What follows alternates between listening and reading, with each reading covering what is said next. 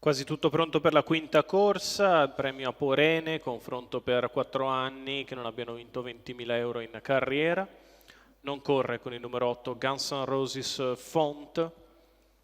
Rimangono così in 9 al via, 6 in prima fila e 3 in seconda. Favori per Gianca Capar, giocata la leva di Emanuele Matteini, scesa 2,75 sul campo. Autostart in movimento.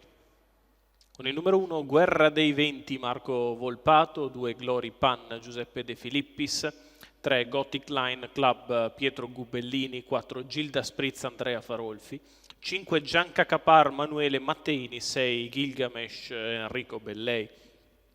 In seconda fila 7 Go Princess Horse VP dell'Annunziata, 9 Gin Tonic Breed Antonio Di Nardo, 10 Giuliana Indal Roberto Vecchione.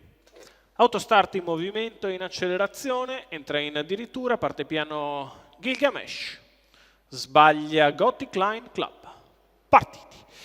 Glory Pan prova a contenere Gianca Capar quando si va ad imboccare la prima curva, Gianca che insiste, passa sull'accondiscendente Glory Pan che lascia sfilare quella che è diventata la favorita della corsa, e così Gianca Capar al comando al completamento dei primi 200 metri di corsa senza particolari strappi in 14,8. In vantaggio la figlia di The Bank guida liberamente, trascinandosi Glory Pan, terza posizione per Gilda Spritz, muove all'esterno Guerra dei Venti che anticipa la risalita di Gilgamesh, poi c'è l'errore da parte di Gin Tonic Breed, mentre in coda rimane Giuliana Indal. Completamento dei 600 metri iniziali per Gianca Capar in 46,4, si viene al passaggio davanti alle tribune. Gianca Capar guida liberamente, Glory Pan stiracchia seconda la corda, allo scoperto Guerra dei Venti, poi Gilda Spritz con accanto Gilgamesh, quindi ancora Go Princess Horse alla retroguardia Giuliana Indal.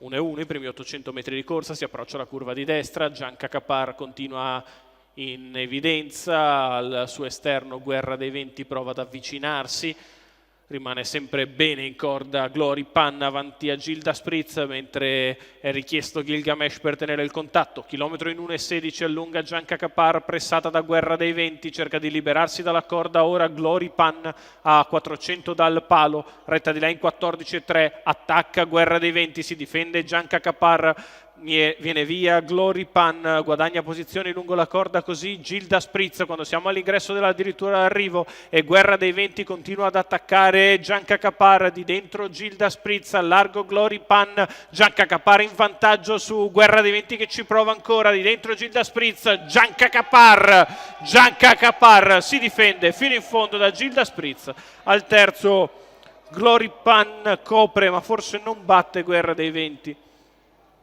Percorso di testa di Gianca Capar, Manuele Matteini guida allena per i colori del signor Salvatore Galati.